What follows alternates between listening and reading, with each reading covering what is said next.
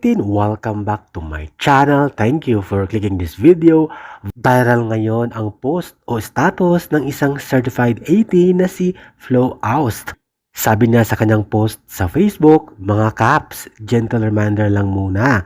Nalalapit na ang Lollapalooza at Summer Sonic, kaya sana kahit paano maglaylo muna tayo sa mga negative vibes.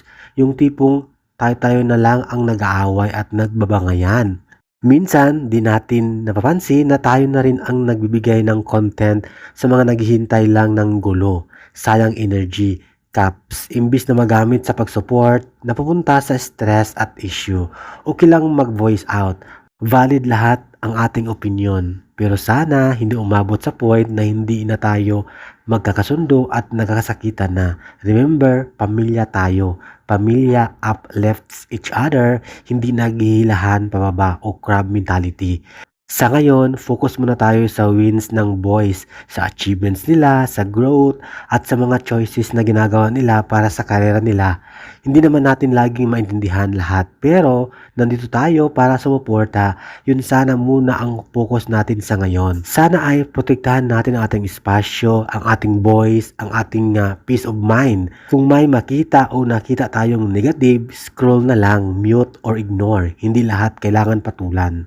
Mas maganda pa rin yung fandom na masaya, love, love, love, united at proud. Huwag patulan ang hindi dapat patulan. Pero minsan nakakainis, minsan nakakagigil sa sobrang daming bashing ng SB19. Pero try to huwag patulan at choose to be kind. Yan nga ang sabi ni Pablo. Para sa akin, maraming mga 18 silent fans na na-overwhelm sa tagumpay ng SB19 sa SMDC.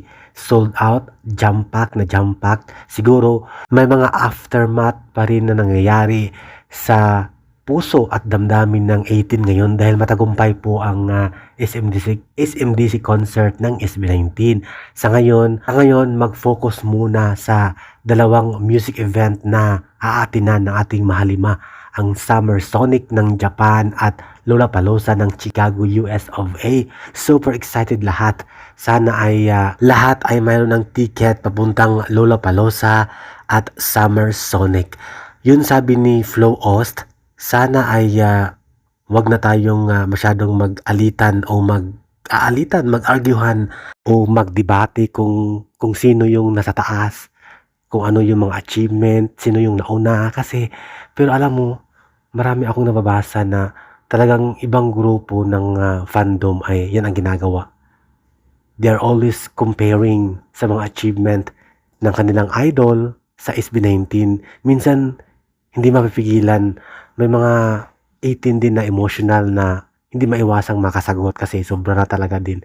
Pero, as long as kaya mong i-avoid o kaya mong wag patulan, wag na lang patulan. Pero, hindi ko alam. Pero ako, I'm trying to avoid those things na patol-patol sa mga walang kwentang bashing, pambubuli, yung mga throwback picture at video talagang pinupost nila para may ma-content. Pero at the end of the day, we are matured. We are all matured na sana mag-isip muna tayo bago patulan. Tama po ang sabi ni Flo Aust na wag nang patulan. Try to avoid, try to pagtitimpi na wag ilabas yung nasa damdamin mo, nasa puso mo para lamang patulan ang isang walang kwentang bashing, para wag na lumaki, wag na magkasakitan, talamak ng mga negative comments at reaction. Yun lamang po.